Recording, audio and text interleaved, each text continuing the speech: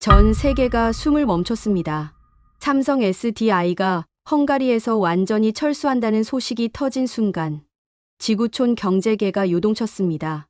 20년간 쌓아올린 모든 것을 단 하루 만에 정리한다는 충격적인 결정이었죠. 그 결과는 참혹했습니다. 한때 번영했던 도시가 순식간에 폐허로 변했고 3만 명이 하루아침에 일자리를 잃었습니다. 거리엔 절망만이 남았죠. 그리고 그제서야 모든 사람들이 깨달았습니다. 한국이 떠난 그 자리는 그 누구도 그 무엇도 다시는 채울 수 없다는 진실을요. 삼성 SDI는 아니었습니다. 그곳은 첨단 기술의 심장이자 20년간 뿌리 내린 신뢰의 터전이었습니다. 무엇보다 대한민국의 혼과 철학이 살아 숨쉬는 곳이었죠. 진실을 뒤늦게 깨달은 헝가리 국민들이 입을 모아 말했습니다. 한국은 결코 작은 나라가 아니었다. 오히려 이 세상에서 가장 깊고 위대한 나라였다. 배신당한 대한민국이 보여준 진짜 정의와 품격, 전 세계를 뒤흔든 그 위대한 역전 드라마가 지금 막 시작됩니다. 여러분이라면 어떻게 하시겠습니까? 진심과 기술로 세계를 감동시킨 한국을 믿는다면, 대한민국 최고, 책임을 회피한 헝가리의 선택이 맞았다고 생각하신다면, 삼성철수정당, 지금 바로 댓글에 남겨주세요. 여러분의 한마디가 이 이야기를 완성합니다. 그리고 구독과 좋아요도 눌러주신다면 다음 영상 제작에 큰 힘이 될 것입니다. 저는 올리비아 맨델입니다. 그린 헝가리라는 환경단체에서 일하고 있죠. 그날 아침 제 휴대폰에 긴급 메시지가 떴을 때 저는 커피를 마시며 평범한 하루를 시작하려 했습니다. 삼성 SDI 헝가리 공장에서 야간 근무 중 근로자 한 명이 숨진 채 발견됐다. 그 순간 커피잔을 든 손이 떨렸습니다. 아버지의 얼굴이 떠올랐거든요. 아버지는 한국에서 수입된 화학물질 때문에 폐암으로 돌아가셨거든요. 그때부터 저는 대기업들의 비윤리적 운영에 맞서 싸우기로 결심했던 거죠. 이런 일이 또 일어날 줄 알았습니다. 삼성 SDI 현장으로 달려갔을 때 공장 앞은 이미 경찰 테이프로 둘러싸여 있었습니다. 작업복을 입은 직원들이 불안한 표정으로 서성이고 있었죠. 그들의 눈빛에서 두려움을 읽을 수 있었습니다. 저는 즉시 언론에 연락했습니다. 유해물질 중독 가능성이 높습니다. 철저한 조사가 필요해요. 증거는 아직 없었지만 직감적으로 알 수 있었습니다. 이런 일들이 얼마나 자주 일어나는지 말이죠. 대기업들은 항상 이런 식으로 사람들의 생명을 위험에 빠뜨립니다. 외신들이 일제히 보도하기 시작했습니다. 한국 기업의 비윤리적 운영 실태에 드러나라는 제목들이 쏟아져 나왔죠. 시민들의 반응은 폭발적이었습니다. 소셜미디어에는 삼성을 비난하는 글들로 가득 찼고 거리에서는 시위가 벌어지기 시작했습니다. 페테르 차관을 만났을 때 그는 의외로 차분했습니다. 게다가 미소까지 짓고 있었죠. 오히려 좋은 기회네요. 우리 경제의 독립성을 보여줄 때가 왔습니다. 그 말에 저는 더욱 확신을 갖게 됐습니다. 정부도 우리 편이구나 싶었거든요. 마침내 거대 기업에 맞설 수 있는 힘이 생긴 것 같았습니다. 그날 저녁 언론 앞에 섰을 때 저는 마이크를 잡고 있는 제 손이 떨리지 않는다는 걸 깨달았습니다. 오히려 자부심이 넘쳤죠. 아버지를 위해 그리고 미래 세대를 위해 싸우고 있다는 사명감이 온몸을 감쌌습니다. 우리는 더 이상 침묵하지 않을 겁니다. 공의 기업은 이 땅을 떠나라. 카메라 플래시가 터졌습니다. 시민들이 박수를 쳤습니다. 그 순간 저는 정의를 실현하고 있다고 믿었습니다. 마침내 우리가 거대 기업에 맞서 이길 수 있다는 희망을 느꼈죠. 하지만 그때 저는 몰랐습니다. 삼성이 이미 20년간 이 지역에 뿌리내리며 3만 명을 고용하고 근로자 가족들에게 장학금을 지원하며 헝가리 대학들과 기술 협력을 해왔다는 사실을 말입니다. 그런 이야기들은 어디에도 나오지 않았거든요. 저는 단지 아버지의 복수를 하고 있다고 생각했습니다. 정의의 이름으로 말이죠. 그것이 얼마나 큰 착각이었는지는 아직 몰랐습니다. 시민들의 환호가 계속 이어졌습니다. 제가 한 연설 영상이 소셜미디어에서 폭발적으로 퍼져나갔죠. 댓글들을 읽으며 뿌듯함을 느꼈습니다. 드디어 누군가 나서줬다, 용기 있는 행동이다라는 말들이 쏟아졌거든요. 그때 삼성 측에서 연락이 왔습니다. 사실을 규명하자며 협상을 요청했죠. 하지만 저는 그들의 말을 믿을 수 없었습니다. 대기업들은 항상 이런 식으로 시간을 끌며 사건을 무마시키려 하거든요. 그런데 이상한 일들이 벌어지기 시작했습니다. 그린 헝가리의 계좌로 후원금이 갑자기 밀려들기 시작한 겁니다. 평소보다 10배는 많은 돈이었죠. 재정 담당자가 당황하며 저에게 보고했습니다. 올리비아, 이상해요. 이렇게 많은 돈이 한꺼번에 들어온 적이 없거든요. 후원자 명단을 확인해봤지만 대부분 익명이었습니다. 홍콩, 싱가포르, 케이맨 제도 같은 곳에서 온 돈들이었죠. 추적하기 어려운 자금들이었습니다. 더 이상한 건 언론의 반응이었습니다. 마치 약속이라도 한 듯 특정 시간에 맞춰 일제히 보도했거든요. 너무 매끄럽게 돌아가는 게 아닌가 싶었습니다. 그때 익명의 이메일이 도착했습니다. 제목은 당신이 알아야 할 진실이었죠. 첨부 파일을 열어보니 삼성 공장의 무허가 운영을 고발하는 문건들이 들어있었습니다. 너무 완벽한 타이밍이었습니다. 너무 매끄럽다. 이상한데? 혼자 중얼거렸지만 곧 아버지 생각이 떠올랐습니다. 아버지는 한국 기업이 수출한 유해 화학약품 때문에 죽었습니다. 그 기억이 제 의심을 잠재웠죠. 페테르 차관과 벌라즈 노바크 위원장이 만나는 자리에 동석했을 때 저는 벌라즈의 말에 귀를 기울였습니다. 중국 CATL이 대체할 준비가 돼 있습니다. 더 나은 조건으로 말이죠. 페테르는 잠시 찜찜한 표정을 지었지만 고개를 끄덕였습니다. 저도 그때는 그게 당연하다고 생각했어요. 환경을 파괴하는 기업 대신 더 나은 대안이 있다면 당연히 바꿔야 하는 거 아닌가요? 하지만 마음 한구석에서는 계속 의문이 들었습니다. 모든 게 너무 완벽하게 맞아떨어지고 있었거든요. 마치 누군가 치밀하게 계획한 것처럼 말이죠. 그날 밤 아버지의 사진을 바라보며 속삭였습니다. 아버지, 제가 하는 일이 맞는 건가요? 아버지는 한국 기업의 유해 화학약품 때문에 죽었다고 믿고 있었습니다. 그 믿음이 제가 이 일을 계속할 수 있게 해주는 원동력이었죠. 벌라즈가 회의를 마치며 미소를 지었을 때 그 표정에서 뭔가 섬뜩한 느낌을 받았습니다. 지금부터 이 도시는 우리가 설계한 대로 움직일 겁니다. 그 말이 계속 머릿속에 맴돌았습니다. 우리가 설계한 대로라니 무슨 뜻일까요? 하지만 그때는 단순히 정치적 수사라고 생각했습니다. 삼성이 이미 3만 명을 고용하고 50억 원의 장학금을 지원하며 현지 대학들과 기술 협력을 하고 있다는 사실들은 여전히 언론에 나오지 않았습니다. 모든 보도는 오직 환경오염과 안전사고에만 집중됐죠. 저는 여전히 정의를 위해 싸우고 있다고 믿었습니다. 저는 그날 아침을 절대 잊을 수 없습니다. 휴대폰 알림음이 연달아 울렸거든요. 뉴스 속보였습니다. 삼성 SDI, 헝가리 완전 철수 결정. 화면을 바라보며 잠시 숨이 막혔습니다. 정말로 해낸 거였습니다. 거대 기업을 굴복시킨 거죠. 하지만 왜 이렇게 허전한 기분이 드는 걸까요? 삼성 측 발표는 간단 명료했습니다. 정상적인 사업 환경이 아니다라는 한 줄이 전부였죠. 20년간 쌓아온 모든 것을 단숨에 정리한다는 뜻이었습니다. 궤듯이 시내는 순식간에 아수라장이 됐습니다. 3만 명의 직장인들이 하루아침에 실업자가 된 거거든요. 저는 거리로 나가 시민들의 반응을 직접 확인하고 싶었습니다. 졸탄 시장이 시청 앞에서 기자회견을 하고 있었습니다. 그의 얼굴은 창백했고 목소리는 떨리고 있었어요. 시민 절반이 삼성 덕에 먹고 삽니다. 당신들이 지금 무슨 짓을 한 건지 아십니까? 그 말이 제 가슴을 찔렀습니다. 하지만 저는 여전히 우리가 옳은 일을 했다고 믿으려 했어요. 환경을 지키기 위해서는 어쩔 수 없는 희생이라고 스스로를 달랬습니다. 페테르 차관과 졸탄 시장이 격렬하게 다투는 모습을 지켜봤습니다. 두 사람 모두 흥분해 있었죠. 이게 다 당신들 때문이야. 처음부터 반대했어야 했어. 졸탄이 소리쳤을 때 페테르는 대답을 못했습니다. 그저 고개만 떨궜죠. 저는 공장 앞으로 걸어갔습니다.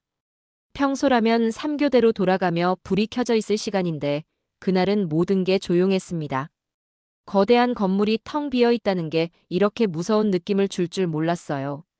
공장 앞에서 한 아이가 울고 있었습니다. 10살 정도 돼 보이는 여자아이였죠. 아이는 저에게 다가와 말했습니다. 아줌마가 우리 아빠 일자리 뺏었어요. 그 순간 머릿속이 하얘졌습니다. 아이의 순수한 눈빛이 저를 꿰뚫어 보는 것 같았거든요. 제가 한 일이 정말 옳은 건지 의문이 들기 시작했습니다. 시내 상점들도 하나둘 문을 닫기 시작했습니다. 삼성 직원들이 단골이었던 식당, 카페, 마트들이 매출 급감을 견디지 못한 거였죠. 도시 전체가 서서히 죽어가고 있었습니다. 그날 저녁 뉴스에서 외국 전문가의 인터뷰를 봤습니다. 그는 삼성 기술을 유럽 전기차 산업의 심장이라고 평가했어요. 단순한 조립 공장이 아니라 핵심 기술의 허브였다는 거죠. 이 정도 수준의 배터리 기술을 보유한 기업은 전 세계에 몇 개 없습니다. 그 말을 들으며 가슴이 먹먹해졌습니다. 우리가 내쫓은 게 단순한 공의 기업이 아니었을 수도 있다는 생각이 들었거든요. 밤늦게 공장 앞을 다시 지나갔을 때 몇몇 시민들이 모여 있었습니다. 그들은 조용히 울고 있었어요. 우리가 뭘 잘못했나요? 한 중년 남성의 절규가 밤 공기를 가르며 제 귀에 박혔습니다. 저는 대답할 수 없었습니다. 정말로 잘못한 게 없는 사람들이 고통받고 있었거든요. 그날 밤 잠을 이룰 수 없었습니다. 아버지의 복수를 위해 시작한 일이 수만 명의 삶을 파괴한 건 아닌지 계속 의문이 들었습니다. 정의라는 이름으로 저지른 일이 정말 정의였을까요? 잠 못 이루는 밤이 계속됐습니다. 시민들의 원망 어린 시선과 그 아이의 눈물이 계속 떠올랐거든요. 저는 더 이상 참을 수 없어서 그린 헝가리의 자금 흐름을 직접 조사하기로 했습니다. 재정 담당자에게 모든 후원금 내역을 요구했습니다. 처음에는 거부했지만 제가 총괄 책임자라는 걸 상기시켜주니 마지못해 자료를 건네줬죠. 이상하다. 서류를 펼쳐보니 정말 기이한 패턴이 보였습니다. 홍콩, 싱가포르, 케이맨 제도에서 온 돈들이 대부분이었어요. 추적이 거의 불가능한 곳들이었죠. 그것도 사건이 터진 직후부터 갑자기 몰려들기 시작했습니다. 왜 갑자기 이렇게 많은 돈이? 혼자 중얼거리며 더 깊이 파고들었습니다. 그러던 중 충격적인 문서를 발견했어요. 정부 내부 문건이 유출된 거였습니다. 벌라즈 노바크가 중국 기업 관계자들과 최소 4차례 비공식 회동을 가졌다는 내용이었죠. 손이 떨렸습니다. 회동 날짜들을 보니 모두 삼성 사건이 터지기 전이었어요. 마치 미리 계획된 것처럼 말입니다. 페테르 차관에게 즉시 연락했습니다. 만날 필요가 있다고 했죠. 그는 평소보다 많이 지쳐 보였습니다. 올리비아, 우리가 뭔가 잘못 본 게 아닐까요? 페테르의 목소리에는 확신이 없었습니다. 그도 뭔가 이상함을 느끼고 있었던 거죠. 우린 진실이 아닌 프레임에 노란한 것 같습니다. 그 말에 저는 더욱 혼란스러워졌습니다. 지금까지 믿어왔던 모든 것들이 흔들리기 시작했거든요. 집에 돌아와서 아버지의 사진을 다시 바라봤습니다. 아버지는 정말 한국 기업 때문에 돌아가신 걸까요? 아니면 제가 복수심에 눈이 멀어 진실을 보지 못한 걸까요? 내가 쌓은 정의가 조작된 거였다면? 그 생각만으로도 가슴이 답답했습니다. 수만 명의 삶을 파괴한 제 자신이 너무 무서웠어요. 더 깊이 조사하던 중 한국 대사관에서 일하는 김윤서 박사의 인터뷰 기사를 발견했습니다. 그녀는 삼성의 기술 시스템에 대해 이렇게 말했어요. 한국 기업들의 진짜 강점은 기술 그 자체가 아닙니다. 투명하고 신뢰할 수 있는 시스템이죠. 그 말이 마음에 깊이 박혔습니다. 정말로 우리가 잘못 판단한 건 아닐까요? 벌라즈와 중국 기업 관계자들의 만남에 대한 추가 정보를 찾다가 더욱 충격적인 사실을 알게 됐습니다. 중국 CATL이 이미 몇 달 전부터 헝가리 진출을 위한 로비 활동을 벌이고 있었다는 거였어요. 이게 다 계획된 거였다는 말인가? 밤늦게 혼자 사무실에 앉아 있을 때 모든 퍼즐 조각들이 맞춰지기 시작했습니다. 삼성을 몰아내고 중국 기업을 들여오려는 거대한 계획이 있었던 것 같았어요. 제가 정의라고 믿었던 모든 것들이 누군가의 치밀한 계획에 이용당한 거였을 수도 있다는 생각에 몸서리쳤습니다. 한국은 단순히 기술만 파는 나라가 아니었습니다. 신뢰를 바탕으로 한 진정한 파트너십을 추구하는 나라였어요. 김 박사의 말처럼 기술은 숨기지 않고 시스템이 진짜인 나라였던 거죠. 결국 저는 결심했습니다. 한국 대사관에 비밀리에 접촉해야겠다고 말이에요. 진실이 무엇인지 반드시 알아내야 했습니다. 한국 대사관 앞에 서 있을 때 제 심장은 미친 듯이 뛰었습니다. 지금까지 적으로 여겼던 사람들을 만나러 가는 길이었거든요. 하지만 진실을 알아야 했습니다. 박상무라는 분이 저를 맞아줬습니다. 예상과 달리 그는 저를 비난하지 않았어요. 오히려 차분하게 말했죠. 우리가 증거를 드릴 테니 당신이 정부를 움직이세요. 그가 건넨 USB에는 충격적인 내용이 들어 있었습니다. 프로젝트 드래곤이라는 파일명의 문서였어요. 중국의 유럽 배터리 시장 장악을 위한 5단계 작전 계획이었습니다. 1단계부터 5단계까지 세밀하게 짜여진 계획을 보며 온몸에 소름이 돋았습니다. 환경단체 조작, 언론 플레이, 정치인 매수, 여론 조성, 그리고 마지막 대체 투자까지 모든 게 계획되어 있었어요. 이게 정말 진짜인가요? 박상무는 고개를 끄덕였습니다. 제가 그토록 믿었던 정의로운 싸움이 사실은 거대한 조작의 일부였다는 걸 깨달았을 때 머릿속이 하얘졌습니다. 페테르 차관에게 즉시 연락했습니다. 만나자마자 그에게 모든 증거를 보여줬어요. 그의 얼굴이 점점 굳어졌습니다. 우린 지금 조작된 전쟁에 끌려들었습니다. 페테르는 총리에게 긴급 보고를 올렸습니다.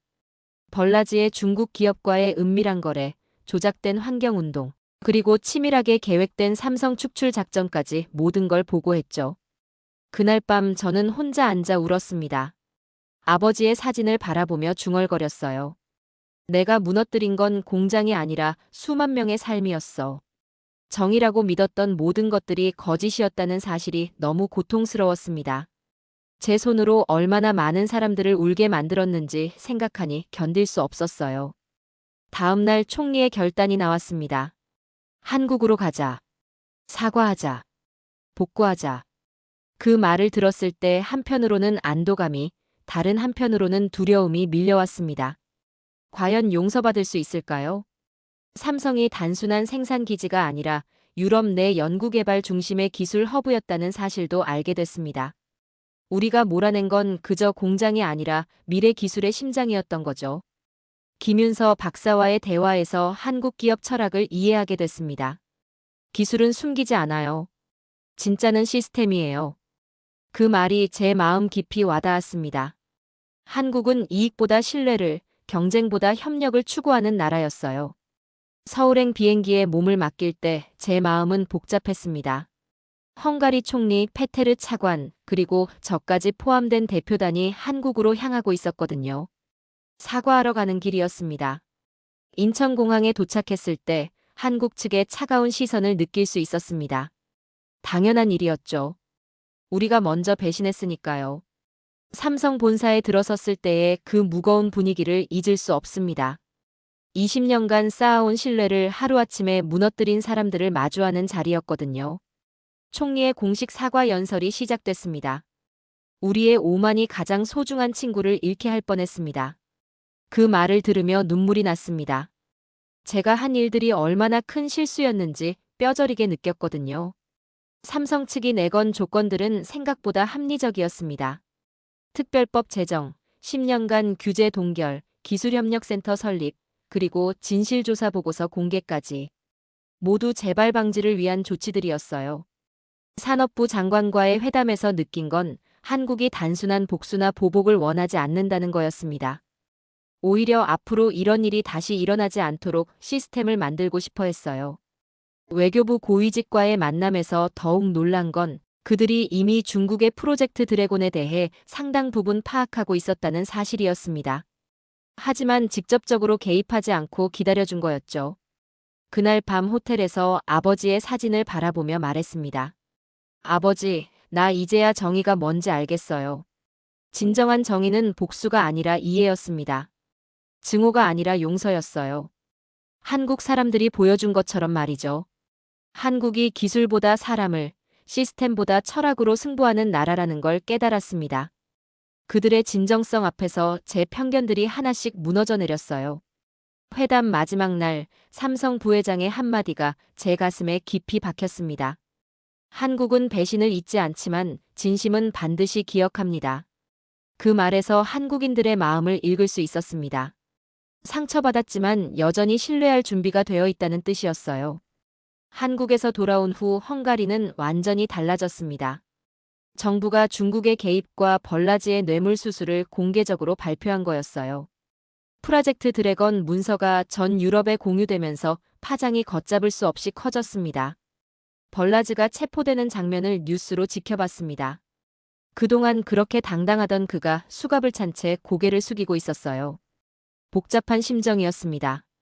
한편으로는 정의가 실현된 것 같았지만 다른 한편으로는 제가 그에게 이용당했다는 사실이 너무 부끄러웠거든요. 체포 현장에서 벌라즈가 기자들에게 소리쳤습니다. 다들 이런 식으로 한다고. 나만 나쁜 놈인 줄 아나. 그 말이 오히려 더 처참하게 들렸습니다. 자신의 잘못을 인정하지 않는 모습이 안타까웠어요. CATL이 유럽 진출 중단을 선언했다는 소식도 들려왔습니다. 자신들의 조작이 들통난 이상 더 이상 진행할 수 없었던 거죠. 중국 측 대변인은 사업 환경이 적절하지 않다고 발표했지만 모두가 진짜 이유를 알고 있었습니다. EU에서는 즉시 배터리 안보 동맹을 구성한다고 발표했습니다. 브뤼셀에서 열린 긴급 회의에서 EU 대표가 한 말이 인상적이었어요. 경제를 무기로 쓴 대가는 전 대륙의 신뢰 상실입니다. 저는 그제서야 제가 얼마나 큰 일에 휘말렸는지 깨달았습니다. 단순한 환경 문제가 아니라 국제적인 경제 전쟁이었던 거죠.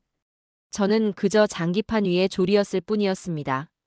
가장 고통스러웠던 건 제가 동조했던 환경운동이 진짜 환경을 해쳤다는 사실이었습니다.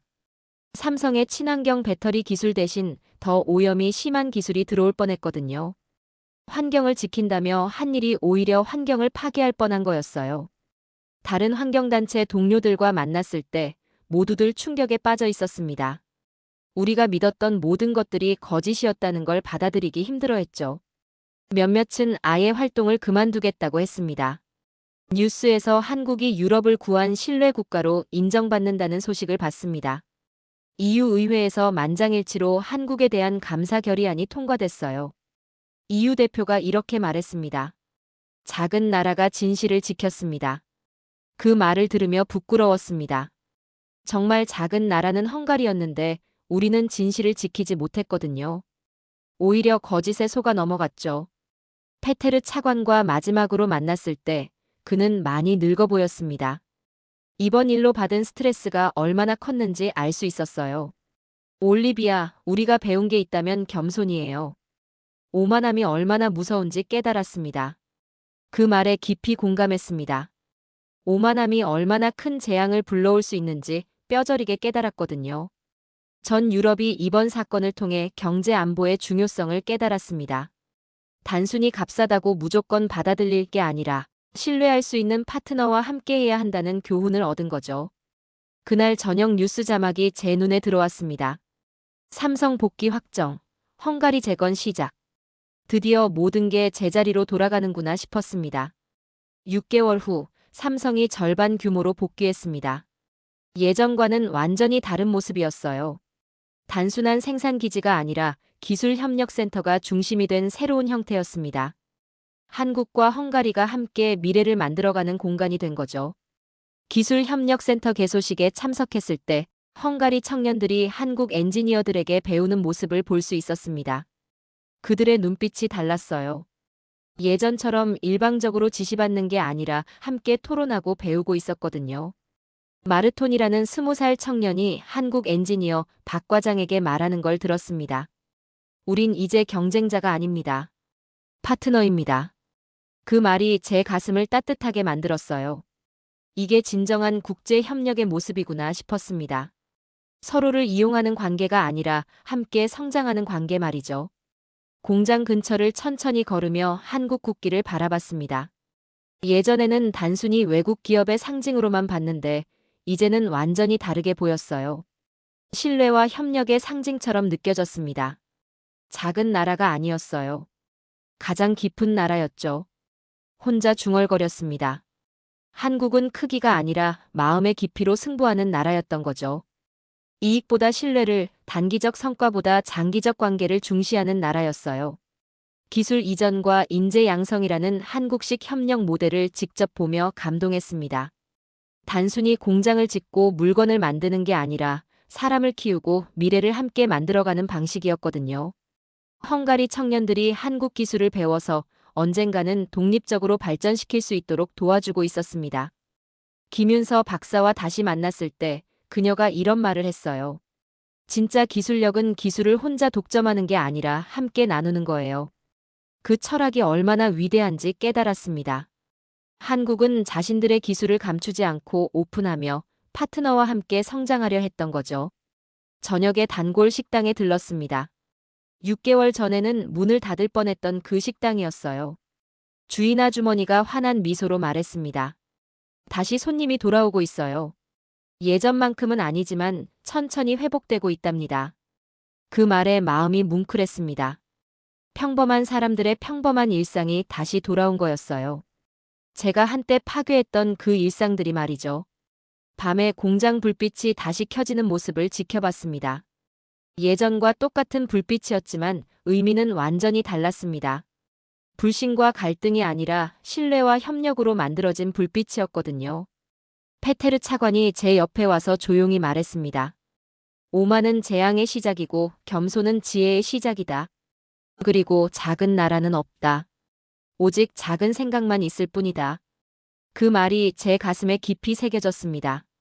정말 중요한 건 나라의 크기가 아니라 생각의 크기였어요. 한국이 보여준 건 바로 그런 큰 생각이었습니다. 집에 돌아가 아버지의 사진을 마지막으로 바라보며 속삭였습니다. 아버지, 이제 진짜 정의가 뭔지 알겠어요. 미움이 아니라 이해, 복수가 아니라 용서였어요. 그날 밤 처음으로 깊은 잠에 들 수 있었습니다. 마음이 정말 평안했거든요. 세상은 결국 진심을 알아봅니다. 그리고 그 진심은 늘 한국의 기술과 사람 안에 있었습니다. 오늘 이야기가 가슴에 남았다면 구독과 좋아요, 그리고 알림 설정까지 여러분의 클릭 하나가 대한민국의 자부심을 지켜냅니다. 감사합니다.